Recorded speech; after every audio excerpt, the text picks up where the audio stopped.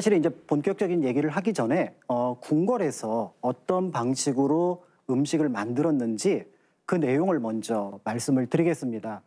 짐작하시겠지만 궁궐 그러면은 임금님이 사는 곳 그렇죠. 이제 이렇게 생각을 하는데 사실은 생각을 조금 바꿀 필요가 있는 게 조선시대 기준으로 하면은 하나의 도시였습니다. 도시요? 그렇죠. 궁녀도 있고요. 네. 내시들도 있고요. 그다음에 관리들도 있고 또 지키는 군인들도 있고 그러면 그 숫자가 1000명, 2000명. 그러니까 음식의 규모가 굉장히 달라지게 됩니다. 그러니까 그 음식을 총괄하는 관청이 있었는데 아마 익숙하게 들어보신 분도 있겠지만 사옹원이라고 하는 관청입니다. 이름만 씨 아시나요? 허락하셔야죠. 첫 질문부터 지금. 사옹원. 네, 맞습니다. 예. 특히 이제 여기서 중요한 글자가 옹. 그렇지. 옹이 이게 중요합니다. 옹이 밥을 짓는다. 네. 그다음에 음식을 만든다라는 뜻입니다. 그러니까 이제 해석을 하면 간단해요. 음식 만드는 관청. 그래서 여기에 있던 사람들이 이제 음식을 만들게 되는데 각 지역에서 백성들이 임금님이 드시라고 올리는 진상품. 맞습니다. 이건 진상품은 다 아는 거잖아요. 남들 모르는 거 맞추셔야죠. 네, 그래서 이제 진상이라고 하는 과정을 거쳐서 각 지역에서 또 먹을거리, 음식 재료가 도착을 하게 되죠. 그럼 이제 이런 것들을 다 모으면 이제 그걸 가지고 이제 부엌으로 갑니다. 궁궐의 부엌. 근데 그 궁궐의 부엌 이름이 혹시 뭔지 아시나요? 부엌 이름이요? 수락관? 수락관. 아까 옹이 중요하다고 하시니까 옹간? 옹만. 문간이요? 문간은 뭡니까? 뒷간 같기도 하고 이상하잖아요. 친근하다. 혹시 모르죠? 굉장히 탁월한 오답이었습니다. 아쉽다. 네, 부엌을 한자로 바꾸면 주방이 되잖아요. 네. 주방입니다. 그런데 이제 그때는 끓인다는 뜻의 소자를 붙여서 소주방. 소주방은 이종혁 씨가 좀 미담이 있으실 것 같아요. 소주방이요? 소주방으로 되죠, 여기는. 좀 다니셨나요, 소주방? 편의방 뭐 이런 거는 안 해요? 편의방은 뭔가요? 그래서 바깥 소주방, 그다음에 안 소주방 이렇게 있고 이런 것들 이제 다 차리면은 이제 그 공간을 수락관이라고 얘기를 하고요. 그렇다면 이 요리를 궁궐에서 누가 만들었을까요? 대장금. 장금. 그거는 이름 아니에요? 사람 사람 이름. 장금이를 대장금이라고 붙여준 거고 네, 맞습니다. 수락관. 수락관 김이나인 상공 이렇게 상공. 여봐라, 김이상공을 주나라. 네, 지금 이 안에 이제 답이 있을 수도 있는데요. 예. 문제는 조선에 많은 역사 기록들이 있는데 음식을 만들었던 모습에 대한 기록은 거의 남아있지 않습니다. 그러면 요즘으로 따지면 레시피가 그때 당시엔 잘 나와 있지 않는 건가요? 아니요, 레시피까지도 나와 있는데 그거를 어떤 방식으로 누가 요리를 했는지를 좀 그림으로 보고 싶은데 그런 자료가 없다 보니까 이제 상상을 하고 연구를 하는데 어려움이 있는데요. 그런데 그와 관련해서 굉장히 중요한 기록화 하나가 발견이 됐습니다. 이름이 조금 어려운데 선묘조 제제 경수연도.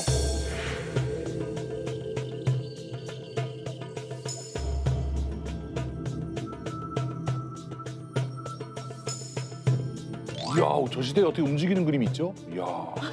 조선이 굉장히 발달한 나라였어요.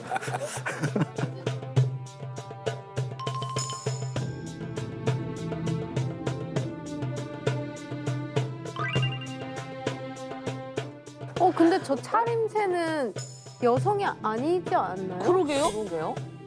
저기 들어가서 뭐 남장을 해야 되는 그런 건 아니었겠죠? 편하려고 활동성 있게. 뭔가 궁녀의 차림새는 아닌 느낌인데.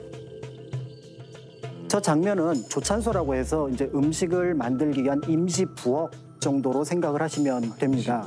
그리고 여러분들이 보신 것처럼 여성들의 모습은 거의 찾아보기가 어렵습니다. 그러네요. 왜 여성이 없지?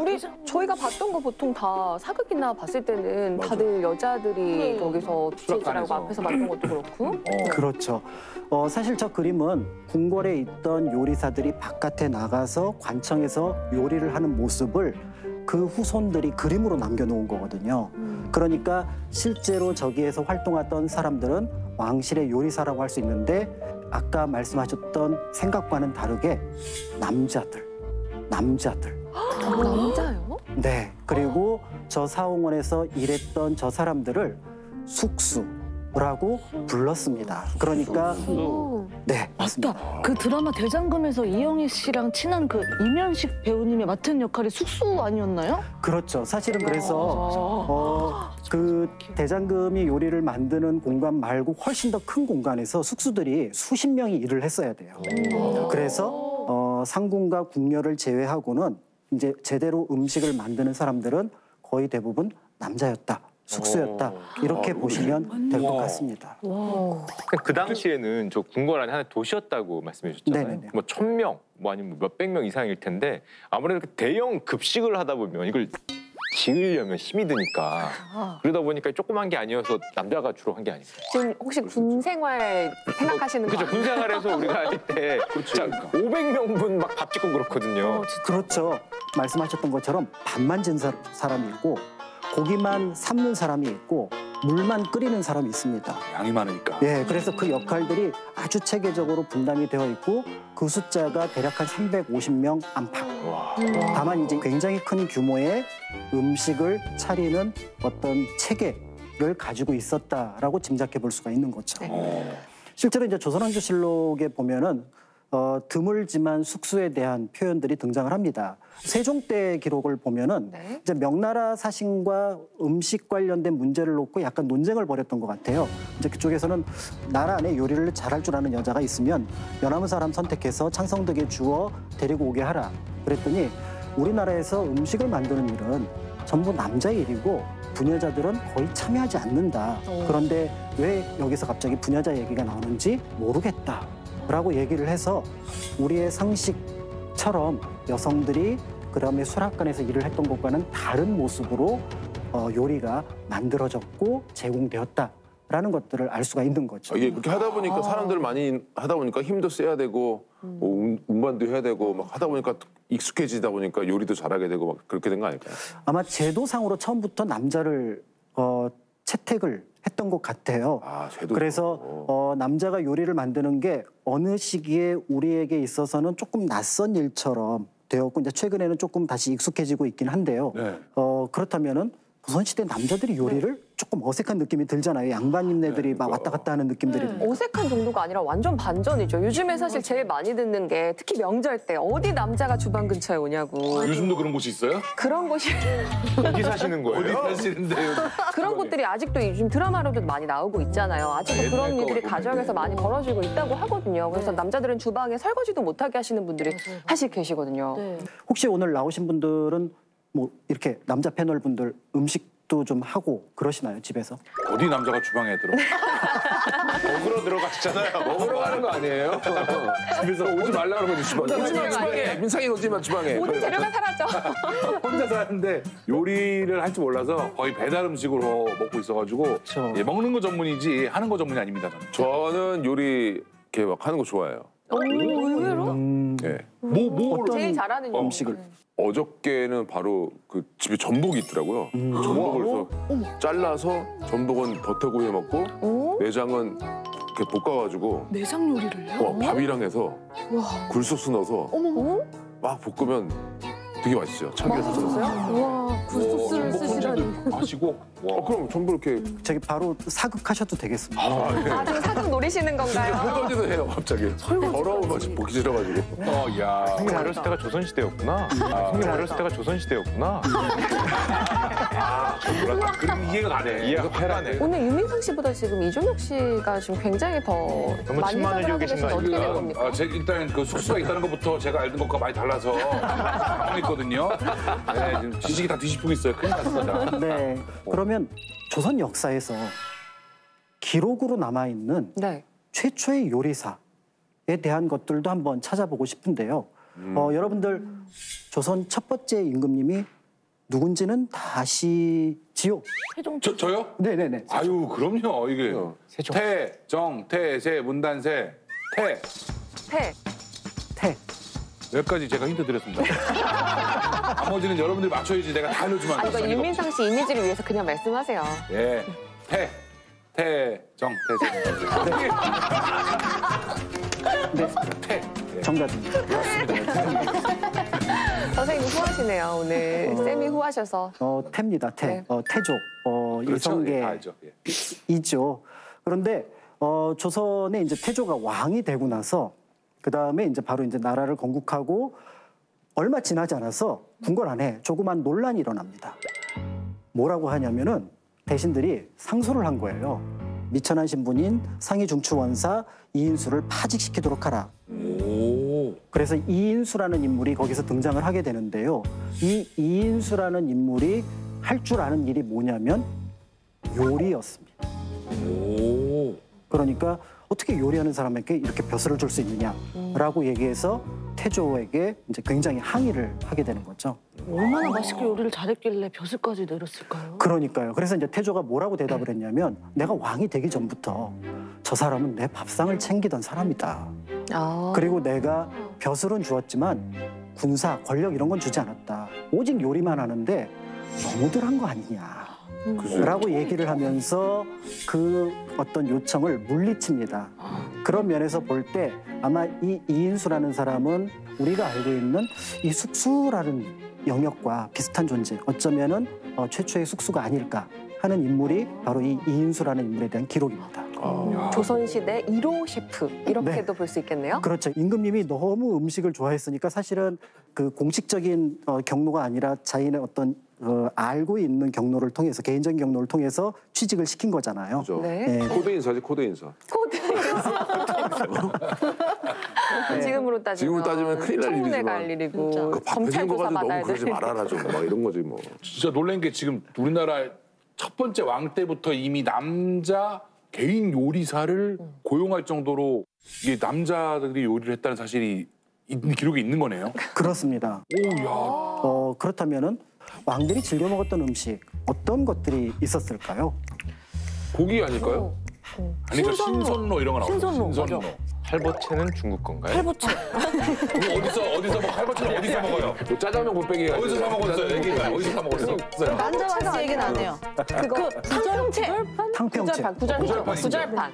저는 또 먹었던 것 중에 두텁떡이라고 아. 네, 그거 먹어봤던 것 같아요. 이거 왕이 먹는 떡이다 이렇게 해서 설명드렸던 것 같아요. 뭐 결혼 답례품으로 많이 하는 떡인 것 같아요. 아, 결혼 안 해봤어. 결혼답례품은 제가 물어보는 거. 어느 식당 가서 드셨군요. 어디 남의 결혼식 가서 먹었던 것 같습니다.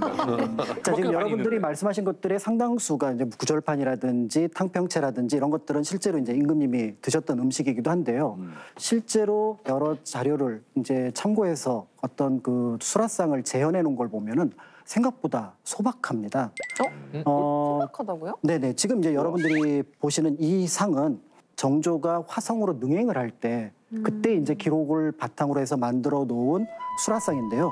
보시면 이렇게 한 7첩 정도가 되는 이거는 나도 집에서 이렇게 먹을 만한데? 이민서 씨 간식밖에 안 될 것 같은데요? 아니 이건 안 이렇게 하나. 이거는 다이어트 식단이지 왕의 밥상이라고 하기에는 어우, 보통 한 지금 좀- 12첩 반상 그러게요. 이렇게 얘기를 하잖아요. 상다리 휘어지게 왕들은 네. 먹었다. 다이어트 하셨나? 왜 이렇게? 다이어트 진짜. 아프셨나 보다. 아이고 그러셨나. 우리가 생각했던 것보다는 조금 훨씬 더 소박하고 사실은 이때 이제 능행을 할 때 정조가 이미 명을 내립니다. 절대로 사치스럽게 상을 차리지 마라. 그 다음에 백성들에게 폐를 끼치지 마라라고 얘기를 했으니 궁궐에서 드신 거는 요거보다는 조금 한두 가지가 더 들어갔다고 볼 수 있을 것 같은데 그렇죠. 그렇다고 하더라도 이제 왕의 어떤 수라상이 생각보다 화려하지는 않고 또 진수성찬이라는 느낌하고 좀 다르다 이렇게 볼 수가 있고요. 음식을 왕이 굉장히 화려하게 먹으면 백성들이 힘듭니다. 그렇죠. 왜요? 그거 왕이 한 사람 먹기를 왜 백성들이 힘들어요? 진상품 같은 거 더 많이 진상품이 걷어가고. 곳곳에서 많이. 올라가니까 화려한 음식상을 가지고 있는 국가는 그 나라 백성들이 굉장히 힘들었던 거고요. 이렇게 이제 좀 소박한 상을 가지고 있으면 한편으로는 조금 아쉬운 느낌이 들지만 당시의 정치의 진실성에 대해서는 조금 더 믿어볼 만한 그런 부분들이 있겠다 이렇게 보시면 될 것 같습니다. 쌤 궁금한 게 있는데요. 우리 영화 같은데 보면 왕이 먹기 전에 독이 있을까봐 누가 대신 김희상군 같은 분이 대신 먹잖아요. 은수저 이렇게 꼽아보고 네네네. 실제로 먼저 먹어보나요?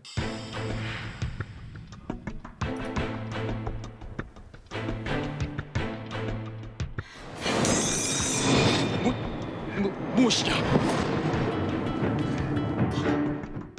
네, 먼저 먹어봅니다. 그래서 왕의 상은 수라상은 한 4개가 같이 있다고 보시면 돼요. 그래서 큰 이제 대원반이라고 그래서 왕의 수라상이 있고 옆에 협반이 있는데 그 협반에 상궁이 앉아 있습니다. 그래서 거기는 그릇이 수십 개가 있어요. 짐작하시겠지만 그 음식을 조금씩 덜어서 상궁이 먹어보고 이상이 없습니다. 이상이 없습니다 하면은 이제 그때 음식을 드시는 거고요. 유민상 씨가 왕이었으면 그 김인구 상궁에 먹을 때 어허 이렇게 이런 꽁트 많이 했었죠. 이렇게 해가지고 딱 그 밥 한 먹고 입만. 어떤가? 전하 잠시만요. 독이 어떤가? 배가 살짝 아픈 것 같기도 하고. 이놈을 귀한 모내라. 쌤이 너무 괴로워 보이시네요. 아 근데 궁금한 게 하나 있습니다. 네. 이 시절에 그러면 여러 왕들 계셨잖아요. 혹시 뭐 식성이 특별하시다던가, 뭔가 이거 없으면 못 먹어 뭐 이랬다라는 분이라던가. 식성에 대해서는 여러 기록들이 남아 있는데요. 그 중에 가장 대표되는 2분. 오, 한 분은 세종. 어머나. 어머. 예, 그리고 또 한 분은 영조. 예. 2분 다 조선 역사에서 빼놓을 수 없는 분이죠. 특히 이제 영조 임금 같은 경우는 조선 역대 왕들의 평균 나이가 한 46세 정도 됩니다. 그거밖에 안 됐어요? 예, 굉장한 경무예요. 스트레스. 맞죠. 50을 그러니까- 못 넘겼구나. 그러니까 그런 과정 속에서도 그 고난을 뚫고 무려 83살까지 사신 분이 바로 영조 임금. 와, 그 시절에 80세를 진짜 장수한 넘기신 거네. 거예요? 그렇죠. 80세가 넘었다는 얘기는 지금으로 치면 100세를 훌쩍 그러니까. 넘겼다고 해도 무방할 정도의 83세는 저기 장수라고 볼 수가 있죠. 그러니까 이제 많은 분들이 영조 임금은 네. 어떻게 그렇게 오랫동안 사셨을까? 이제 이거를 또 그 중에 하나로 음식으로 이제 분석을 하기 시작했던 좀 거죠. 파헤쳐 당시에 봐야겠네요. 네, 그래서 이제 파헤쳐 보니까 어떤 음식인가? 뜻밖의 결과가 나왔습니다. 뭔데요? 설마 고기 안 드신 건 아니겠죠? 고기를 거의 안 드셨어요. 아유, 정말 달갑지 않은 얘기만 나오네요, 오빠. 야 이거는 제 특집인 줄 알았는데 아니네요. 오늘 주제가 잘못 가고 있네. 네, 심지어는 고기를 안 드신 것에 그치는 것이 아니라 조금 드셨어요. 소식까지. 채식의 소식까지. 소식. 영 좋지가 않네. 사실 이제 그 영조 임금은 31살에 왕이 되는데 그 당시에 당쟁이라든지 이런 것들이 많아 스트레스가 많으니까 입맛이 없는 거예요. 그래서 기록에 보면은 보리밥에 물 말아서 그냥 한두 가지 찬으로 밥을 먹었다는 기록도 있습니다. 그럼 건강에 안 좋을 것 같은데. 그러니까요. 그러니까 이제 이게 이제 조금 문제가 되니까 이때 흥미로운 네. 것이 등장을 합니다. 입맛을 돋굴 수 있는 음식. 입맛을 돋는다. 고기. 고기 안 드셨다니까요. 고기가 입맛을 너무 입맛이 뭐가 달고. 상상 말고. 뭐 젓갈이나 뭐 젓갈. 그렇죠. 젓갈 같은 게 사실은 이제 궁궐에서 꼭 제공되는 음식 중에 하나였었는데 그 젓갈과 조금 다르지만 고추장. 고추장. 주장. 그렇지 고추장. 그치. 네. 맞죠. 거의 고추장에 대한 첫 기록이 영조 때 등장을 합니다. 그래서 당시에는 이제 고초장이라고 한자로 적혀 있는데 그 음식을 이제 영조 임금에게 드렸더니 이게 이제 밥맛을 돋구는 거죠. 그래서 이제 영조의 가장 큰 탄식은 뭐냐면 고추장이 들어왔는데도 밥맛이 없더라. 네. 억지로 드셨나 봐요. 네, 자기 건강 관리에 대해서 굉장히 관심이 많았던 임금님이에요. 그래서 막 회의를 하다가도 신하들하고 딱 봐서 밥 때가 되잖아요. 술할 때가 되면은 잠깐 멈춰 하고 먼저 밥을 드시고 오십니다. 네, 그리고 나서 회의를 하죠. 좋죠. 저분들이 야 우리 임금님은 좋아. 점심시간에 딱 지켜. 가자. 그리고 밥. 신하들은 기다려야죠. 기다려야 돼요. 기다려야 돼요? 같이 못 기다려야죠. 먹어요? 밥 좀 먹고 올게. 너희 그대로 있어. 그런 거 아니야? 먹고 그래도 못 가는 거 아니야? 그나마 이제 고위 관료들이면 괜찮은데 고위 관료들은 아까 사홍원에서 음식을 제공을 하거든요. 근데 이제 중하급 관료들은 궁궐 밖에 나가서 먹고 와야 돼요. 그래요? 그러면 기다려야 네. 되구나. 국내 식당이 없나 봐요. 그렇죠. 식당이 있긴 있는데 없죠. 고위 국내 식당. 관료. 국내 식당. 아무튼 그래서 이제 영조의 어떤 식성은 이제 이렇고요. 근데 그 거의 반대쪽에 있는 임금님이 바로 세종입니다. 세종. 식성이 반대. 역시 세종대왕님이십니다. 네, 이렇게 고기 말씀 드셨구나. 듣고 보니까 뭔가 좀 더 풍채가 이렇게 그래요. 커보이긴 하네요. 맞습니다. 기록에 보면은 고기를 워낙에 좋아했다고 합니다. 그래서 고기가 없으면은 수라를 들지 못하니 이제 문제는 태종 임금이 돌아갈 때 걱정이 생긴 거예요. 내가 돌아가면 3년상 치른다고. 고기 안 먹을 텐데. 그래서 신하들한테 명을 내립니다. 내가 죽고 상을 치를 때 너희들은 빠뜨리지 말고 세종을 설득해서 고기를 올려서 들게 하라. 그만큼 고기를 좋아하는 아들이니까 그렇죠. 아버지 사랑인 거네요. 맞습니다. 자, 그런데 세종대왕이 이제 고기를 드셨다는데 그 고기는 어떤 고기일까요? 아무래도 왕이 드시는 거니까 좀 소 아닐까요? 맞습니다. 일단은 소가 가장 중심이 되는 거죠. 꿩을 드셨을 것 같아요. 왠지 꿩고기. 옛날에 고급이지 않았을까? 맞아요. 꿩도 맞습니다. 그래서 각 지역의 진상품 중에 꿩이 굉장히 많고 그러면 돼지고기는 안 드세요? 잘? 사실은 돼지고기를 잘 안 드셨을 것 가능성이 있습니다. 가능성이죠. 예, 왜냐하면 고기라고 하는 것에 들어가는 사료가 있잖아요. 사료값이. 예, 이 사료가 있는데 예를 들어 소 같은 경우는 한 7이라 그러면 돼지는 한 4가 됩니다. 그러면 사실은 소고기하고 돼지고기하면 돼지가 더 경제적이거든요. 근데 문제는 소는 일을 하죠. 그렇죠. 일을 하는 겁니다. 그렇지. 돼지는 먹기만 하고 맞구나. 일을 해야지. 일을 해야지. 이쪽에 뭐가 있어요? 뭐가 지나가서. 카메라가 저쪽에 있어서. 네, 정확합니다. 그러니까 예를 들어 이제 가축 중에서 젖을 먹을 수 있는 가축들이 있잖아요. 근데 돼지는 젖을 사람이 못 먹어요. 야, 쓸모가 없네. 그러네. 돼지젓을 그리고 주고 돼지도 젖 나오잖아요, 그죠? 돼지도 젖 나오잖아요, 그죠? 왜 새끼가 이렇게 보고 있어요? 잠깐만, 이쪽에 뭐가 있어요? 어디 계세요? 그런 얘기를 이쪽에 계시는데 왜 젖이 다들 나오면 젖 물리잖아요. 오해하시겠어요. 그거를 왜 저한테 물어보니까. 변변해요. 예. 자, 그런데 그 돼지보다 훨씬 더 효율성이 좋게 평소에 이제 그 고기를 먹을 수 있는 게 바로 닭입니다. 한 1에서 1.5 정도의 맞네. 비율만 들어가면은 동일한 양의 고기를 얻을 수가 있는 거죠. 그런데 이 닭을 어쩌면 세종대왕께서는 치킨 비슷한 걸 드시지 않았을까? 닭튀김? 튀김, 프라이드? 그 시절에? 프라이드, 양념은? 양념도. 양념은 에이, 선생님 그거는 좀 에이. 세종 당시에 어의를 했던 사람이 썼던 책인 산가요록이라고 하는 요리서가 있습니다. 이 요리서에 보니까 거기에 닭을 그러니까 볶아서 튀겨서 만드는 포개라는 요리가 있습니다. 포개. 그러니까 이제 그 요리법이 어떻게 나오냐면은 닭을 25등분을 한다. 그 다음에 기름을 둘러서 볶는다.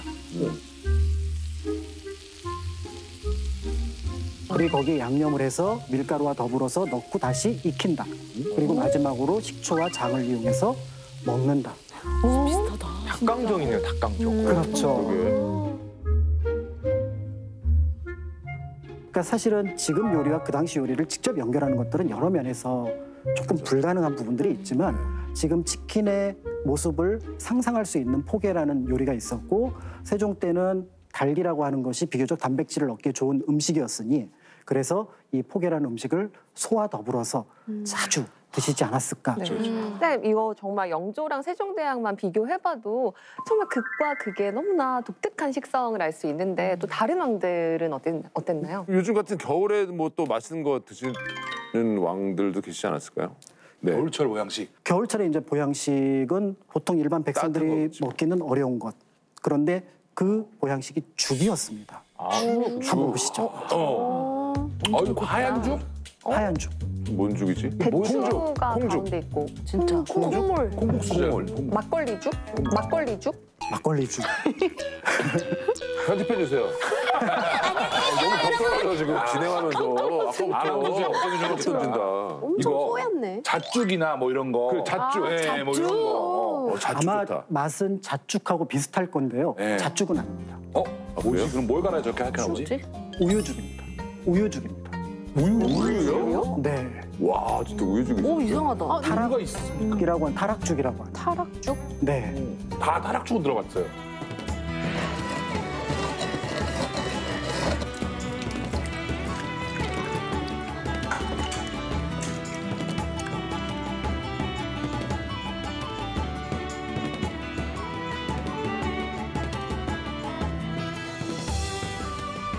근데 조선시대 우유 우유가 있었어요?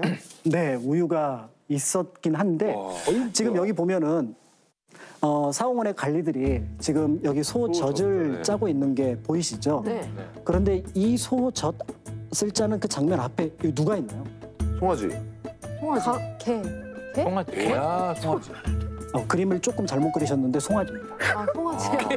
아니요. 나도 개라 그래서 강아지인 줄 알았는데.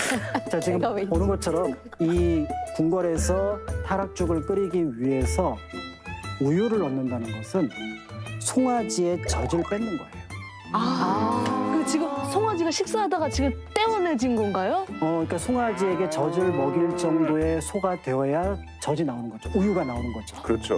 지금 우리가 알고 있는 젖소라고 하는 것은 1900년대 초반에 외국에서 들어온 품종입니다. 그러니까 그 전에는 송아지를 낳은 소만, 암소만 젖을 낼 수가 있었던 거고, 사실은 이런 사실을 알고 있었던 또 철종 같은 왕은 내가 저 우유를 먹겠다고 저 송아지의 밥을 뺏어 먹는 것은 정말 미안한 일이다. 앞으로 이것은 올리지 마라. 라고 얘기를 했지만, 그럼에도 공식적으로 고려 말 조선 초에 유우소라고 하는 왕실 전용 목장이 있었고요. 그다음에 그 목장이 나중에 타락색이라고 하는 목장으로 이름으로 바뀌게 됩니다. 지금 그 동숭동 뒤에 산이 있잖아요. 네. 그 산 뒤쪽에 그 목장이 있었거든요. 그래서 거기에 타락색이 있으니까 저 산 이름은 타락산, 줄여서 낙산. 그 말이 낙산공원이 거기 있는 거. 그 말이 사실은 이 우유라고 하는 것을 가리키는 타락에서 나온다. 진짜 신기하다. 아, 왜 거기 낙산공원인가? 역시 옛날 거를 잘 아시는군 형님. 다르다. 조선시대 사람. 그때 소 키우셨어요? 우유 나왔다 우유. 자, 이처럼 이제 왕의 음식이라고 하는 것들은 재료 준비부터 시작해서 그것을 또 공급해서 요리로 만들기까지 굉장히 복잡한, 그렇지만 또 체계적인 과정을 거쳤다, 이런 것들을 볼 수가 있습니다. 물론 이제 상궁과 나인들, 수락관에 있었던 궁녀들은 어떤 역할을 했으며 그다음에 숙수들의 역할은 어떠했는지는 향후의 연구 결과에 따라서 조금 더 자세하게 밝혀지지 않을까. 네.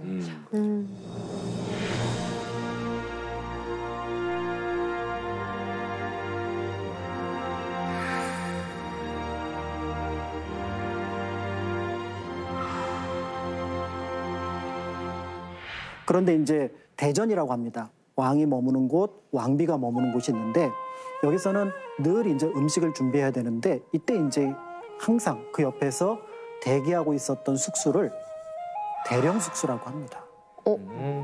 대령 뭐 대령하라 뭐 이런 뜻. 맞습니다. 진짜요? 네. 보통은 여러 숙수들 중에서 실력이 꽤 높다는 뜻에서 편의적으로 이제 불렀던 이름이었겠다, 이렇게 볼 수가 있고요. 그리고 이제 이 숙수들은 이제 2교대로 들어오게 됩니다. 그래서 6개월 동안은 궁궐에서 일하고 6개월 동안은 자신을 위해서 일을 하게 되는데, 그런데 이제 왕의 밥상이 문제가 있을 때 이제 처벌을 받는 경우가 나타납니다.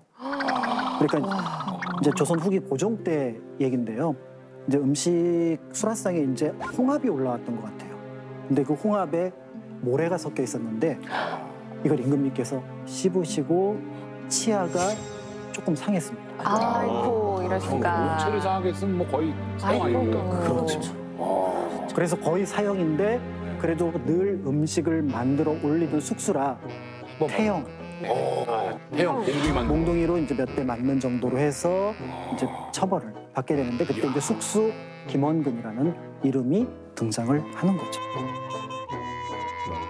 야, 그럼 거의 임금님께서 이렇게 그래, 오늘도 고생 많았다면서 그 절차가 드셔도 괜찮습니다. 예, 괜찮은 것 같습니다. 그럼 그래, 한 잔 뜨자. 먹었는데 오르륵. 아유, 야, 다 튀겨. 아우. 야, 다 튀겨. 아우, 야, 아파. 아우, 이렇게 된 거 아니에요? 와, 무섭네요, 그냥. 와. 그렇죠. 그런 면에서 이제 숙수들은 늘 아마 긴장 상태가 아니었을까, 이제 이런 생각을 하게 되는 거죠. 잘해야 본전이다, 그런 생각도 드네요. 진짜. 혹시 포상을 받은 경우라든지 너무 맛있고 잘했다고. 막 잘해서 오. 이런 경우도 있나요? 근데 의외로 포상에 관련된 기록들이 많이 나와요. 네. 그 중에서 이제 그 정조 임금이 화성으로 어머니 회가변을 하러 이제 능행을 가게 되는데요.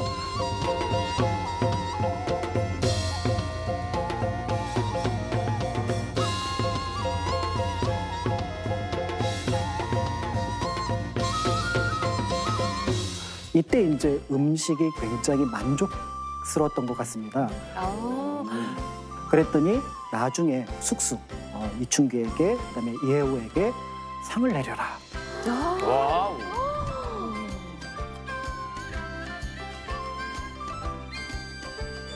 그래서 이제 숙수로 볼 때는 긴장을 하지만 또 굉장히 보람도 있지 않았을까. 내가 임금님의 밥상을 책임진다. 그런 어떤 사명감들이 있었을 걸로 보여집니다. 그래서 이렇게 큰 연회, 수백 명이 모여 있는 연회를 할 때 맨 위에 가운데 보면은 보이진 않지만 해경궁 홍씨, 그러니까 정조의 어머니가 앉아 있습니다. 보통은 왕실 사람은 그리지 않거든요. 그리고 이제 그 옆으로 신하들과 이제 사람들이 모여서 그 축하 연회를 베푸는, 그래서 춤을 추고 그다음에 이제 상을 받는 모습들을 볼 수가 있고요. 보셔서 아시겠지만 이런 모습이라면 겸상은 어렵겠죠. 그래서 원래 이제 조선의 양반이라면 1인 1상. 야, 거리두기가 그때부터 한 마리 치고. 그럼 10첩 반상씩만 해도 진짜 손이 많이 갔겠네요. 쌤, 제가 그 예전에 사극에 출연한 적 있거든, 나인 역할로. 맞아요, 맞아요. 한효주 씨 보조하는 역할이었는데, 아니 그 드라마에서 그 연애 씬이 너무 많은 거예요. 네. 네, 그 뭐 결혼식부터 해가지고 막 너무 많았는데, 그런 걸 생각해 보면 정말 극한 직업이었을 것 같아요. 맞아요. 지금 말씀하신 것처럼 이 숙수라고 하는 직업이 당시에는 굉장히 어려운 직업이었던 것 같아요. 그래서 어떤 일이 벌어지게 되냐면 일단 국가 안에서, 궁궐 안에서 필요한 숙수를 충원하는 데 굉장한 어려움을 겪습니다. 안 올라가. 안 올라가는 거죠. 심지어는 드물게 나타나는 일이지만 무단 결근을 해서 그 사람을 찾으러 가는 일도 벌어지게 됐습니다. 무단 결국. 타령하는 거죠? 타령. 그건 잘리는 거 아니에요? 그거 목숨을 걸고 가는 들어와라 이렇게 했는데 이제 숙수들이 이제 결근율이 높았던 이유, 이제 짐작해 볼 수 있는 것들이 몇 개가 있습니다. 화면을 한번 보시죠. 파업이네, 파업. 아니 힘들어도 돈 많이 좀 하지 않나? 합동인가? 뭔가 도구들이 절구. 철 아니면 나무. 오한마가 칼도 있는 저렇게 게. 커요? 저 칼 맞죠?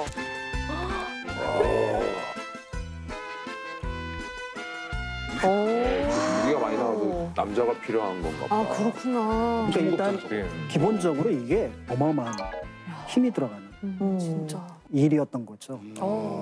그렇게 이제 하루 종일 일을 하는 거고, 심지어는 이제 큰 연회가 벌어진다 그러면 거의 예행 연습부터 해가지고 일주일 전에 임시 부엌인 숙설소까지 만듭니다. 이거 24시간 눈 뜨면 밥 시작해서 다음 끝나면 점심 만들고, 점심 끝나면 저녁 만들고 계속 보는 거 아니야? 계속. 그렇죠. 특히 이제 또 하나 문제가 됐던 게 지금 얘기하셨던 것처럼 밥을 많이 드세요. 맞아. 배식하셨구나. 아니 진짜 몇 끼를? 스케줄입니다. 뭐 이렇게 식사 많아요? 스케줄. 삼시세끼가 아니에요? 새벽 6시부터 시작되네요. 네, 아침부터? 그래서 기본적으로는 이제 조수라, 그다음에 이제 점심, 그다음에 이제 석수라 이렇게 되지만 초조반, 야참 이렇게 와우. 있고요. 새벽 6시에 초조반을 만들기 위해서 일어날 걸 생각하면 그 말이 요리사지 거의 군대 취사병이지. 취사병 느낌. 아니 왜 자다가 일어나면 엄마가 밥 먹으라고 하면 되게 싫을 때도 있잖아요. 네네. 그럼 왕이 안 먹을 수는 없는 거예요? 나 안 먹어. 맞아. 아침 그럴 수 됐어. 없나? 이렇게. 무조건 먹어야 돼. 왕이 안 먹는 거는 별개의 문제고요. 아. 음식을 그때는 차리는 맞아요. 거는 의무인 거죠. 근데 이 정도 스케줄로 먹는 건 민상 오빠도 어려울 것 같은데, 그렇지? 조금만 더 노력하면 저분도 20기형 될 수 있습니다. 가능합니다. 저는. 어쩐지 약간 꿈에서 막 하인들 부리고 막 그랬던 것 같긴 해. 약간 왕조에 있었던 것 같은 느낌이 나긴 해요. 죄송합니다. 개그. 이거 이렇게 받으시는. 다만 이제 왕 같은 경우는 이렇게 뭐 5끼를 먹었는데 일반 평민들은 2끼 정도가 일상이었어요. 그런데 이제 밥 한 그릇이 지금 밥 공기에 3배. 고봉이라고 그랬나? 우리가 할머니가 말씀. 머슴밥. 길게. 네, 그래서 이제 외국 선교사들이 와서 깜짝 놀라서 맞아. 그런 얘기. 한국 사람들은 그렇게 많이 배식 먹냐고. 그렇게 굉장히 많이 먹는다. 그러니까 아까 이제 왕실에 있었다라는 데자뷰가 있다고 하셨는데 네. 평민이었어도 아, 고봉밥이었구나. 아, 머슴이었던 거야. 그거 일하라고. 선생님 재밌으십니다. 네, 그래서 이제 이렇게 이제 숙수라는 직업이 굉장히 힘든 직업이었던 것 같고 그러다 보니까 이제 아까 말씀하셨던 것처럼 무단 결근과 관련된 기록들이 남아 있습니다. 중종실록에 나오는 말손이라는 사람의 이야기인데요. 그러니까 말손이라는 사람이 궁궐 주방에서 일을 하고 있는데 갑자기 무슨 이유에서인지 모르지만 5개월 동안 안 나간 거예요. 5개월이나요? 네. 그러면은 어떤 벌을 내릴까요? 5개월이면 사형. 아 근데 너무 귀하니까 막 함부로 죽일 수도 없을 것 같아요. 그러면 이게 입으로 들어가는 것과 직결되는 건데. 그렇죠, 근데 그렇죠. 어떻게 그럼 어떤 하려나? 손이 중요한 사람들이잖아요. 네네네네. 혹시 손 저를 손을 해야 한다. 몸을 신체를 뭔가 해야 하거나 그렇죠. 근데 우리는 그 저기 형벌 중에서 신체를 그렇게 훼손하는 것들은 거의 없기는 했습니다. 내가 볼 때 월급이 적어서 도망쳤어? 월급 없이 일해봐. 빵원. 그렇지. 월급 없이 일해. 너무 끔찍해. 돈 안 주는 거지 아예. 거기 월급이 적어. 정속이라는 표현이 나오는데요. 그러니까 계속해서 일을 해야 된다는 겁니다. 이야. 죽을 때까지. 아 6개월 쉬는 것도 안 줘요 그러면? 이제 죽을 때까지. 월급도 안 주고? 네. 그래서 이 말손이라는 분은 아마 계속해서 사홍원에서 숙수로서 일을 하지 않았을까. 야, 끔찍하다. 난 돈만 안 줄 줄 알았더니 아예 쉬는 것도 없애버렸네. 와 심하다 그럼. 끔찍하다. 그렇죠. 그러니까 이제 여기서 우리가 짐작해 볼 수 있는 게 숙수는 과연 어떤 계층의 사람이었을까? 좋아 보이지 않는데. 그러게. 그래도 아까 뭐 벼슬 관직? 네, 약한 네, 육품, 칠품의 네, 관직도 그 정도까지 받을 수 있다고 했으니까 기본적으로는 평민 이상이지 않았을까요? 그래. 뭔가 신분 상승을 되게 미끼로 그렇지 그렇지. 이런 심한 일을 막 시키는. 너 평민인데 궁궐에서 일하게 해줬어. 대신 너희 관직을 줄게. 일해야 돼. 그게 힘든 거지. 아, 이렇게 힘든 일을 양반자제한테 시킬 것 같지는 않고. 네, 맞아요. 그리고 평민도 아니고 뭐? 상인 아니야 평민도 상인? 아니고. 중인?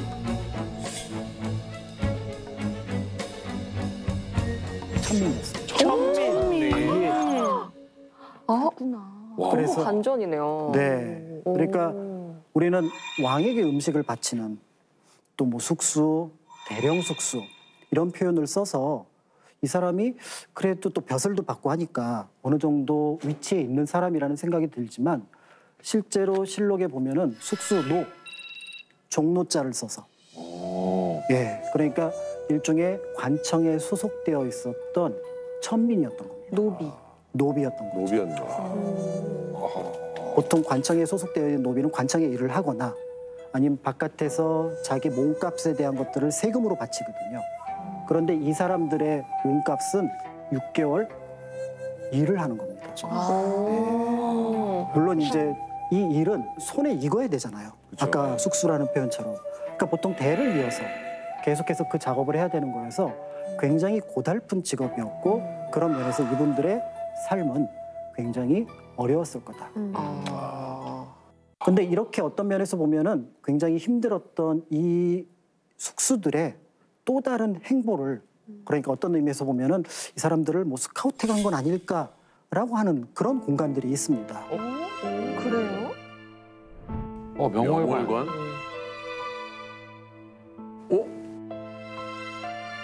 기녀와 숙수? 고군요. 오, 와, 이 사진이 있네 이게. 이야. 지금 춤추고 있는 거죠? 아, 신선로. 야, 명월관은 많이 들어보긴 했는데 저게 맞아. 저걸 그냥 나도 단순히 아마 무슨 그냥 술집 같은 걸로 들었던 것 같아. 기생 나오는 술집 이렇게. 네네네. 중국집도 있어요, 명월관. 명월관 한식집도 있어요. 아, 한정식집 아. 굉장히 많은데. 나이트는요? 나이트도 있잖아요. 나이트가 명월관이 있어요? 한국관? 한국관인가? 국일관, 한국관 이런 거죠 이제. 국일관. 제 자신들이 가던 곳들이 많아요. 아니 그래서 저 명월관은 뭐 하는 곳인가요? 명월관은 이제 거의 최초에 만들어진 한식 요리집. 당시에는 이제 조선 요리라는 표현을 많이 썼는데요. 조선 요리집이 됩니다. 1903년 정도니까 아직 대한제국이 있던 시기가 되는데요. 그런데 1905년에서 6년 사이에 궁궐의 대대적인 구조조정이 있게 됩니다. 이제 일제가 통감부를 설치를 하게 되는 시기가 1905년이고 이제 6년부터 시행이 되기 시작하거든요.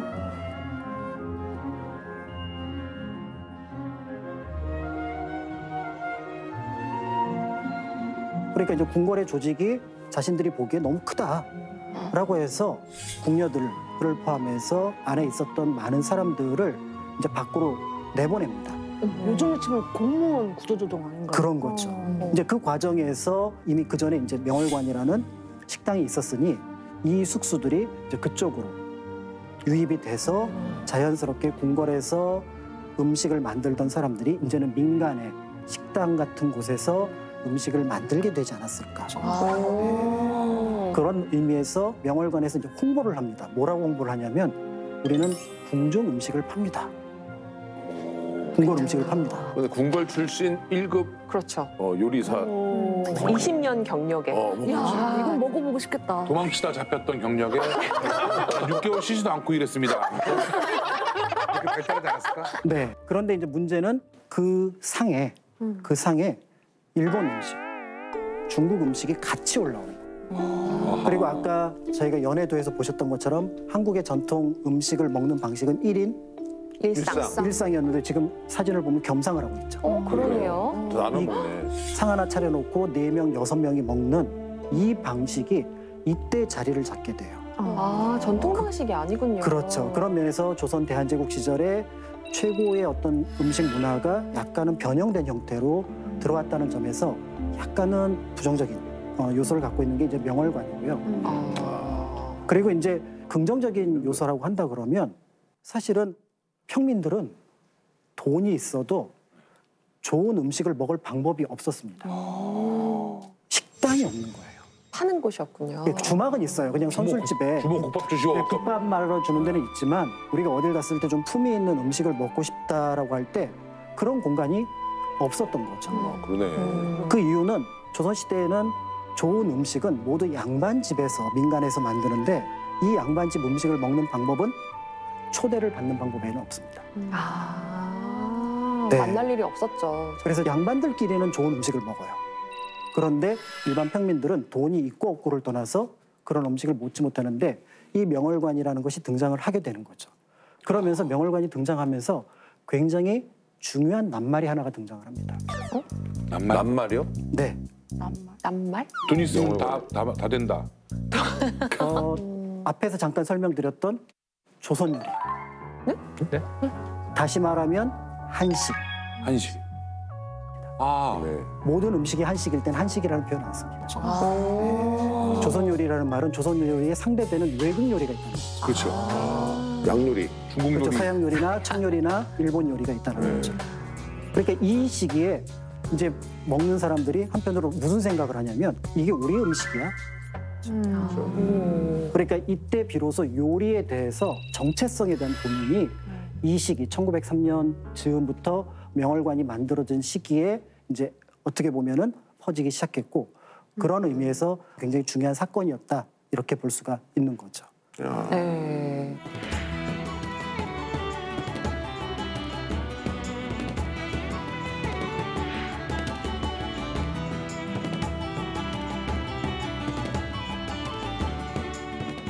요즘에 이제 궁중 요리 하면은 아마 패널 분들도 드셔본 적이 있으실 것 같아요. 궁중 떡볶이. 궁중떡볶이. 궁중떡볶이가 진짜. 궁중요리 맞아요? 네. 저는 떡국인데 이거 뭐 꿩 육수로 만들면 옛날에 궁중에서 먹었다. 뭐 그런 또 떡국이 있더라고요. 네. 꽝국, 꽝떡국, 꽝떡국, 꽝떡국, 떡국. 좀 리듬이 맞는 것 같은데. 네. 그래서 이제 사실은 향후에 우리가 한식을 조금 더 다양하게 그리고 고급스럽게 먹겠다고 한다 그러면 궁궐에서 봤던 이런 음식들을 이제 우리가 좀 참고할 필요가 있을 것 같고요. 더불어서 이제 음식만 보지 말고 그 뒤에 있었던 그 음식을 만드는 사람들에 대해서 조금 더 관심을 가진다면 우리가 다음에 음식에 대해서 고민을 할 때 참고가 되지 않을까 이런 생각들이 네. 그러네. 아직까지 사극의 숙수가 주인공이었던 경우는 없었죠. KBS에서 대하 드라마 하나 들어가면 되겠네요. 대하 드라마 숙수 해가지고. 숙수. 네. 영상 주요. 네. 종혁이 형님 한번 숙소 노비 도망가다 잡히는 놈으로. 나 이제 돈 없이 이래. 그럼 아이고. 잘할 수 있어요. 네. 오늘 진짜 전혀 다를 것 같아요. 이제 요리만 전문으로 딱 비춰가지고 그쵸. 그 힘든 과정, 진상하는 과정. 재밌을 우와, 것 같아. 크게 그려가지고 대박으로. 한 자리 부탁드립니다. 연기 열심히 쓰십니다. 저도 나이로 써주세요. 진짜 대박 나겠다. 와. 네, 이렇게 이제 그 음식을 만드는 사람들에 대한 가치를 인식한 거는 지금 말씀드렸던 것처럼 최근입니다. 그러니까 비로소 이제 그 음식을 만드는 사람들에 대해서 이제 조금은 관심을 갖고 그 의미를 부여하기 시작했다고 볼 수가 있는데요. 먼저 화면을 하나 잠깐 보시죠. 아유 차이가 확 나네요. 요즘 주방과 옛날 주방. 진짜 옛날 주방은 허리가 나만하질 않았겠어요. 정말 되게 낮아요, 높이가. 그렇죠. 네. 그러니까 온돌이라는 구조 때문에 부엌이 반지하가 된 것도 있기는 하지만 사람들의 고정관념에 음식을 만드는 사람은 낮고 음식을 먹는 사람은 높다라는 생각을 했습니다. 집안에서조차도 음식을 만드는 어머니는 저 부엌에서 일을 하고 그럼 저 상을 가지고 사랑채나 안채까지 끌고 오면은 집안 어른은 하면서 또 밥을 먹으니 그 안에 격차가 커졌던 거고요. 그런데 최근에 이제 주방이 모습이 바뀌었습니다. 바로 거실에서도 보이고 같은 높이에 있죠. 그러다 보니까 이제 음식을 만들고 있는 과정, 먹는 과정이 동일한 때에 따라서는 만든 자리에서 바로 이제 음식을 먹게 된다는. 자, 그래서 이제는 결과로서의 음식보다는 과정으로서의 요리 그리고 만드는 사람 그 내용에 대해서 조금 더 관심을 가진다면 뭔가 새로운 네. 어떤 의미를 부여할 수 있을 것 같습니다. 그래서 마지막으로 설 명절 음식을 차릴 때 거기에 누가 있는지 그분한테 박수를 쳐주시면 좋을 것 같습니다. 그래서 음식을 만드는 모든 분에게 감사한 마음을 드리면서 오늘 강의를 마치도록 하겠습니다. 감사합니다. 아이고.